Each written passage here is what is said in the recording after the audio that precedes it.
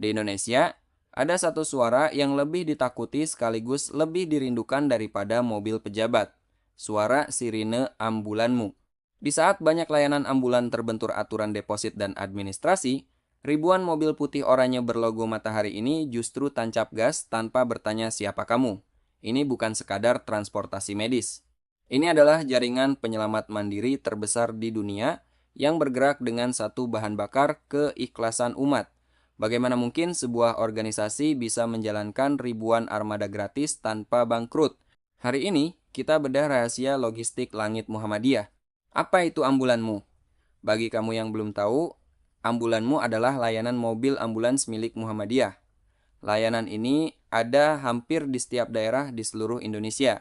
Dalam satu tahun saja, jaringan ini melayani lebih dari 50.000 panggilan darurat dan mengelola aset senilai ratusan miliar rupiah hasil patungan warga.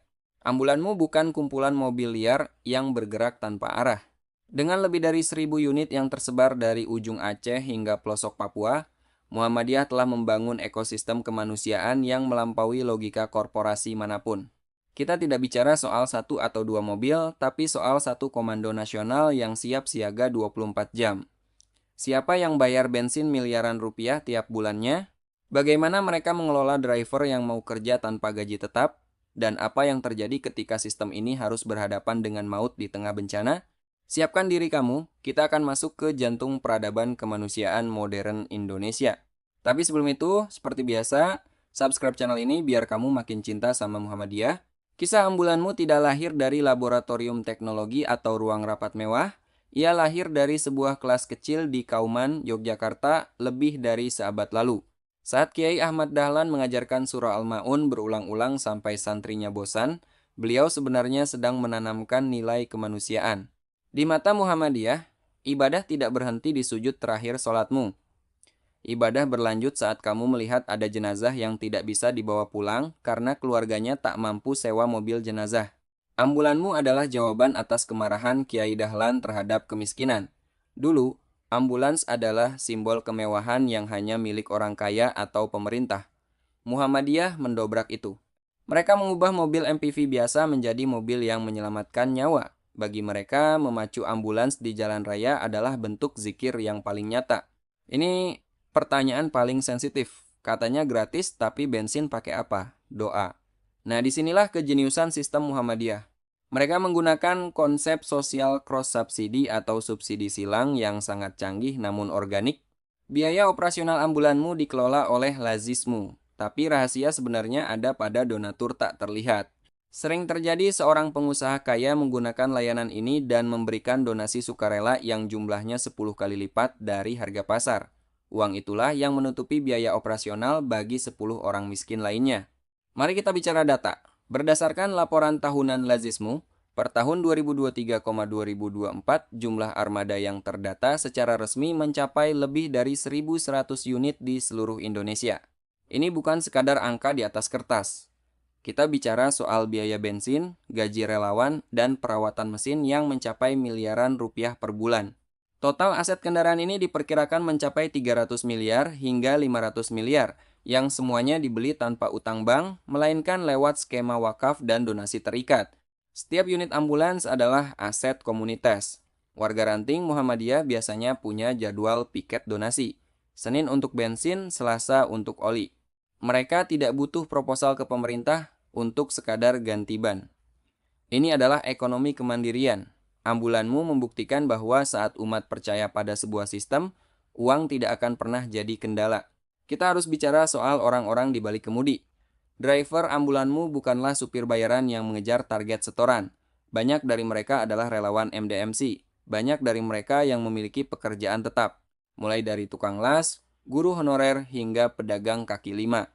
Tapi begitu panggilan darurat masuk, mereka melepas seragam kerjanya dan memakai rompi oranye. Mereka bukan sekadar supir. Mereka adalah para medis darurat yang terlatih. Mereka tahu cara melakukan CPR, mereka tahu cara menangani patah tulang, dan mereka tahu cara menenangkan keluarga yang histeris.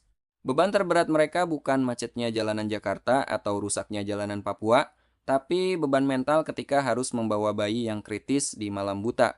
Mereka adalah saksi bisu antara hidup dan mati. Dan seringkali upah mereka hanyalah segelas teh hangat dari keluarga pasien dan keyakinan bahwa satu putaran roda adalah satu langkah menuju surga. Ini adalah keunggulan teknis yang tidak dimiliki layanan swasta. Jaringan nasional terintegrasi. Bayangkan ada jenazah yang harus diantar dari Jakarta ke ujung Jawa Timur. Jika satu mobil pergi pulang, biayanya mahal dan drivernya akan kelelahan luar biasa yang membahayakan nyawa. Disinilah sistem estafet bermain, ambulanmu Jakarta cukup mengantar sampai perbatasan Cirebon. Di sana, tim ambulanmu Cirebon sudah menunggu untuk memindahkan pasien ke unit mereka dan membawanya ke Semarang. Begitu seterusnya sampai tujuan akhir. Pasien tidak perlu turun dari berangkar, mereka hanya berpindah mobil yang selalu dalam kondisi prima dengan driver yang segar. Koordinasi ini terjadi hanya lewat grup WhatsApp dan komunikasi antar cabang. Ini adalah bukti bahwa Muhammadiyah berhasil membangun negara di dalam negara untuk urusan kemanusiaan. Saat bencana melanda, ambulanmu seringkali tiba lebih cepat daripada bantuan resmi pemerintah. Kenapa? Karena Muhammadiyah sudah ada di sana sebelum bencana terjadi. Pimpinan ranting dan cabang ada di setiap kecamatan. Begitu bumi berguncang, ambulans terdekat langsung bergerak tanpa menunggu instruksi pusat. Mereka bukan hanya membawa orang sakit, tapi menjadi unit logistik. Ambulanmu seringkali diubah fungsinya menjadi pengangkut makanan, obat-obatan, hingga menjadi kantor koordinasi darurat di lapangan. Militansi drivernya luar biasa. Mereka berani menembus debu vulkanik atau banjir bandang demi satu nyawa. Bagi mereka, ambulans adalah benteng yang harus tetap berdiri tegak di tengah reruntuhan. Puncak dari segala pengabdian ini terjadi saat dunia dihantam pandemi COVID-19. Itulah tahun-tahun tergelap di mana sirine ambulans menjadi soundtrack kematian di setiap sudut kota. Di saat banyak layanan ambulans berhenti karena ketakutan atau kekurangan APD, ambulanmu justru menginjak gas dengan sangat kencang. Ambulanmu melayani lebih dari 25.000 pengantaran jenazah dengan protokol COVID-19. Mereka adalah yang paling berani menjemput pasien COVID saat rumah sakit sudah penuh. Driver-driver ini membungkus diri mereka dengan APD plastik yang panas membakar kulit selama 15 jam sehari. Mereka memulasara jenazah yang ditolak warga, mereka menguburkan saudara-saudara kita di tengah malam sunyi saat semua orang menutup pintu rapat-rapat karena ketakutan. Banyak driver ambulanmu yang tumbang, banyak yang tertular, dan tidak sedikit yang wafat dalam tugas, tapi tidak pernah sekalipun armadanya berhenti berputar. Di masa itu, logo matahari di pintu ambulans menjadi simbol bahwa kemanusiaan belum mati. Mereka membuktikan bahwa teologi Al-Ma'un bukan cuma teori di atas kertas, tapi nyata di atas aspal yang membara. 1.000 unit ambulans itu adalah 1.000 saksi bisu bahwa Muhammadiyah tidak akan pernah membiarkan rakyat Indonesia berjuang sendirian. Melihat ambulanmu di jalanan adalah melihat detak jantung gotong royong bangsa ini yang masih berdenyut kencang.